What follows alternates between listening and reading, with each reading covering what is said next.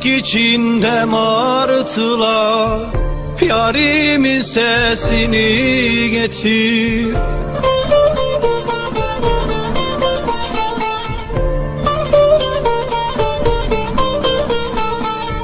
Saçımı okşayan rüzgar, yarın kokusunu getir.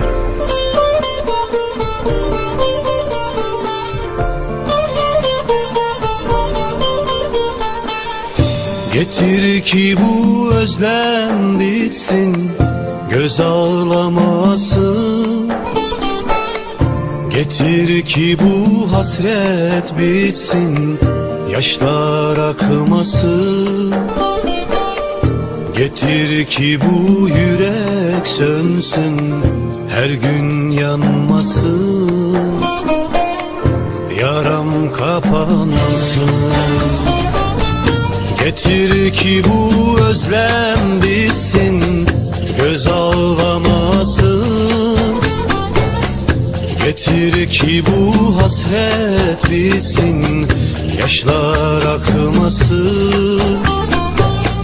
Getir ki bu yürek sönsün, her gün yanmasın. Yaram kapansın.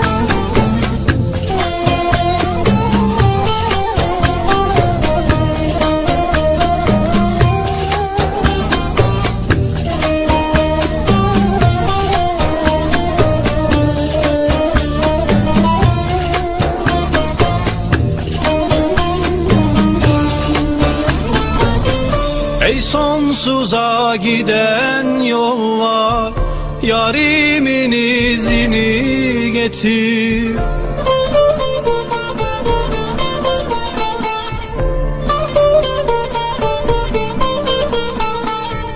Acımasız zalim yıllar, gençliğimi geri getir.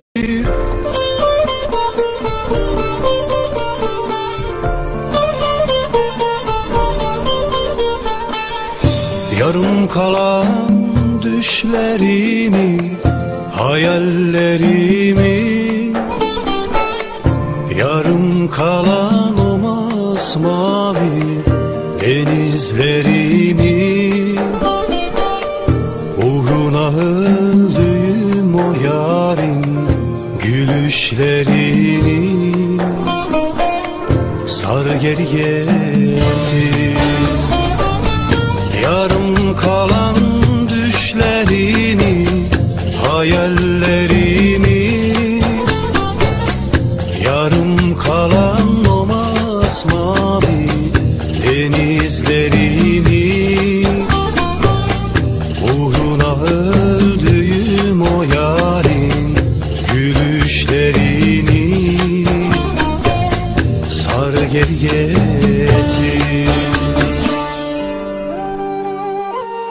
Dili tutulmuş anılar biriktirdim sana. Günlük defterime sensiz zamanların resimlerini çizdim. Herkeste seni gördüm. Her kapı çalışında koşarak sen geldin diye sevinç çığlıkları fırladı içimden.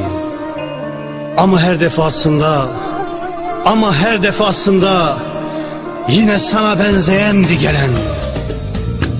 Sana biriktirdiğim tüm düşlerden vazgeçiyorum. Çünkü artık sen gelmeyeceksin. Çünkü artık sen gelmeyeceksin. Bunu biliyorum. Bunu biliyorum. Bunu biliyorum.